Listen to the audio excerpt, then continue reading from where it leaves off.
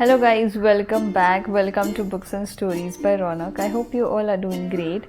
So आज मैं आपके लिए लेके आई हूँ बुक रिकमेंडेशंस वीडियो एंड वो ये थोड़ा सा डिफरेंट है इसलिए क्योंकि मैं आज आपको जो बुक सजेस्ट करने वाली हूँ वो है सारी हिंदी में। एज 2 दिन पहले ही हमने विश्व हिंदी दिवस सेलिब्रेट किया था। So just as a background मैं आपको बता दूँ कि हम ये दिन क्यों सेलिब्रेट करते हैं, इसका क्या इम्पोर्टेंस है।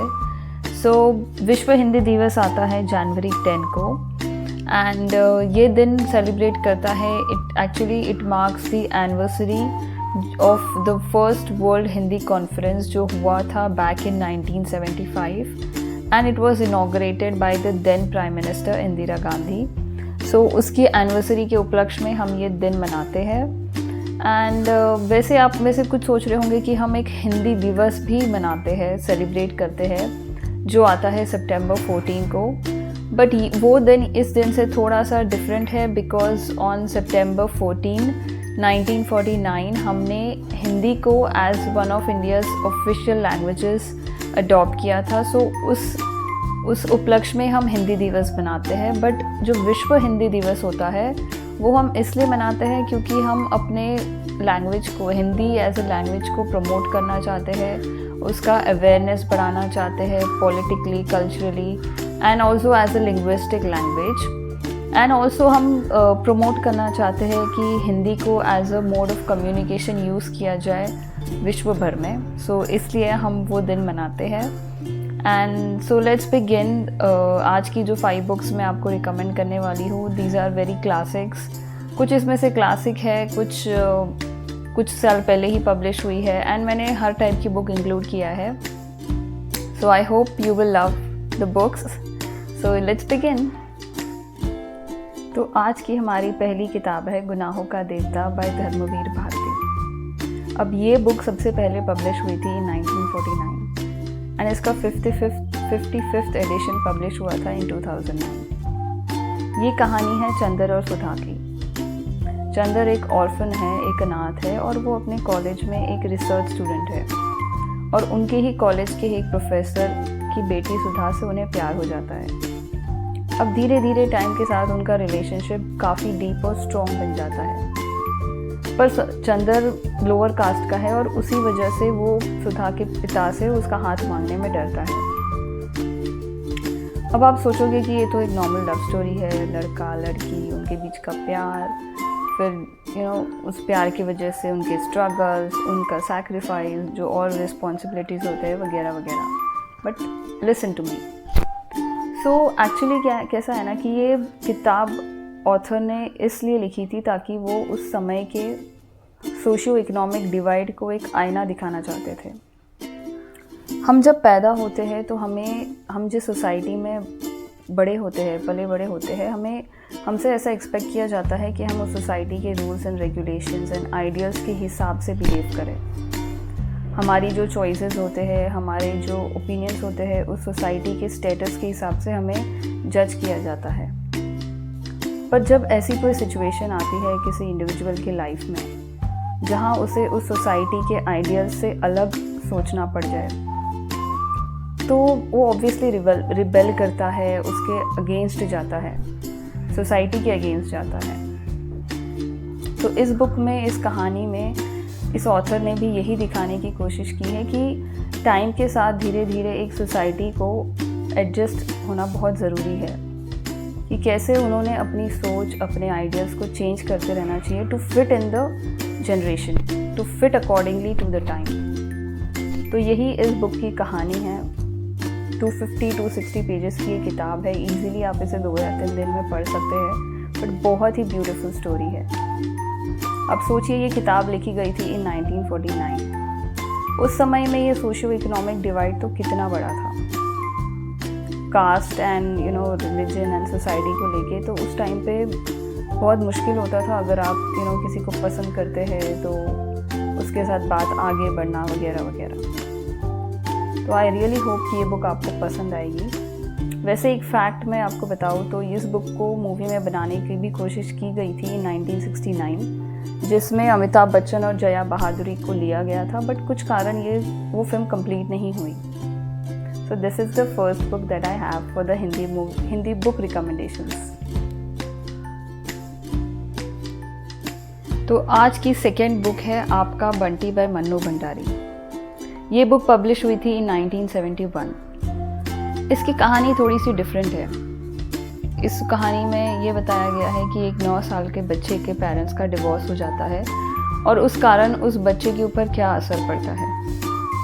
उसके अंदर बहुत सारे इमोशंस आते हैं, गुस्सा आता है, डर लगता है, वो कंफ्यूज्ड रहता है, हमेशा डिस्कनेक्टेड फील करता है सबसे एंड उसी कारण वो ज़िद्दी बन जाता है। वैसे तो थोड़ी सी अलग कहानी है, थोड़ी सी सिंपल स्टोरी है, बट ऑथर ने ये कन्वे करने का कोशिश किया है कि कैसे हम जो डिसीजंस लेते हैं हमारे रिलेशनशिप्स में, वो हमारे आसपास हमारे फैमिली फ्रेंड्स को कैसे इफ़ेक्ट करते हैं। अब आजकल जब किसी से बात करना इतना सिंपल हो गया है, इतने सारे मोड्स ऑफ कम्युनिकेशन है, व्हाट्सएप, इंस्टाग्राम, फेसबुक, कि एक क्लिक से आप किसी के साथ बात शुरू कर सकते हैं और बंद भी कर सकते हैं।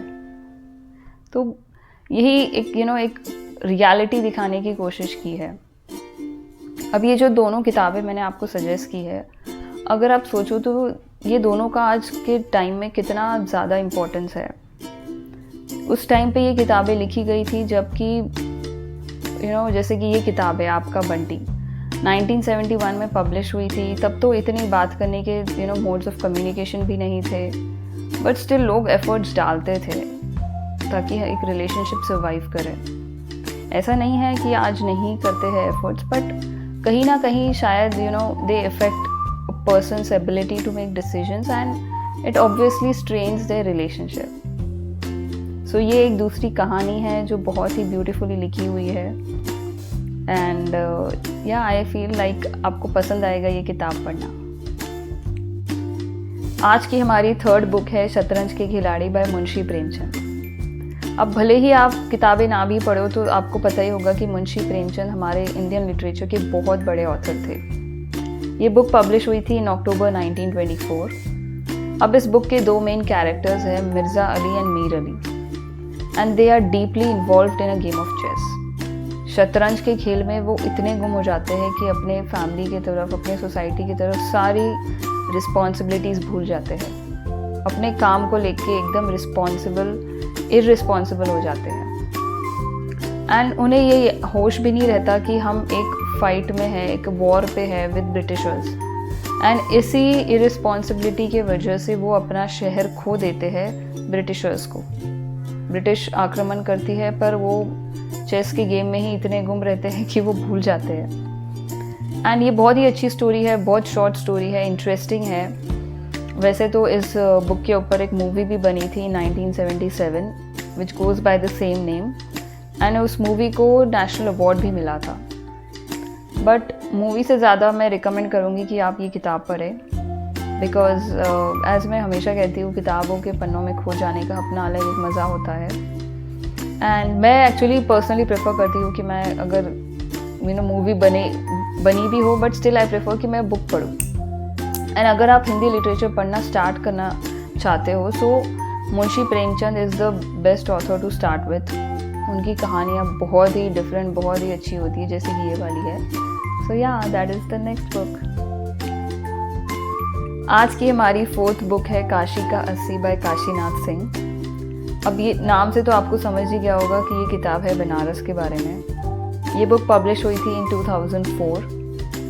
Now Banaras is famous for its raw and unfiltered nature, उसके केओस, उसके कलर्स, ये सब बनारस को बनाता है। ऑथर ने इसमें real people and real conversations को भी इंक्लूड किया है। कुछ हिस्से में इस बुक के बारे में, इस बुक में एक्चुअली राम जन्मभूमि मूवमेंट जो हुआ था उसके बारे में भी लिखा गया है। अगेन बहुत अच्छी बुक है, डिफरेंट बुक है। अगर आप पढ़ना चाहो तो definitely you can pick this one up. आज की हमारी लास्ट बुक है अंतिमा बाय मानव कौल। ये बुक पब्लिश हुई थी इन 2020। मानव कौल वैसे तो एक बॉलीवुड एक्टर भी है एंड वो बहुत अच्छी हिंदी किताबें भी लिखते हैं। उनकी एक किताब मैंने लास्ट ईयर ही पढ़ी थी जब मैंने शुरू किया था हिंदी लिटरेचर पढ़ना, एंड आई लव्ड इट। सो ये कहानी एक इंट्रोस्पेक्शन है। एक्चुअली ये बुक है एक इंट्रोस्पेक्शन ऑन लाइफ, जो उन्होंने एक डायरी या जर्नल के फॉर्म में लिखी है। बहुत इंटरेस्टिंग बुक है, बहुत आप उससे रिलेट करोगे। एंड इसे पढ़ते पढ़ते मेरे सामने काफ़ी ऐसी लाइंस आई जो मुझे they touched me, I felt an emotion reading them. So ऐसे ही कुछ लाइंस मैं आपके सामने पढ़ना चाहती हूँ from this book, and here it goes. शायद बच्चों का बड़ा होना जितना माँ बाप को खलता होगा, उतना ही बच्चों का माँ बाप को लगातार बूढ़े होते देखना। पर ये बचकानी बातें हम एक दूसरे से कहते नहीं कि बड़े मत हो या बूढ़े मत हो, हम बस एक दूसरे से आंखें चुराने लगते हैं। ऐसी बहुत ब्यूटीफुल लाइंस आप इस बुक में, अगर आप ये बुक पढ़ते हो तो you will come across more such beautiful lines. And yes, ये मेरे रिकमेंडेशंस थे for Hindi lovers, Hindi book lovers. And वैसे भी अगर आप हिंदी पढ़ना शुरू करना चाहते हो तो ये किताबें मेरे हिसाब से बहुत एप्ट है कि आप इसे आप हिंदी पढ़ना शुरू करें। And that's it for today. Subscribe to my channel, and till then happy reading, bye.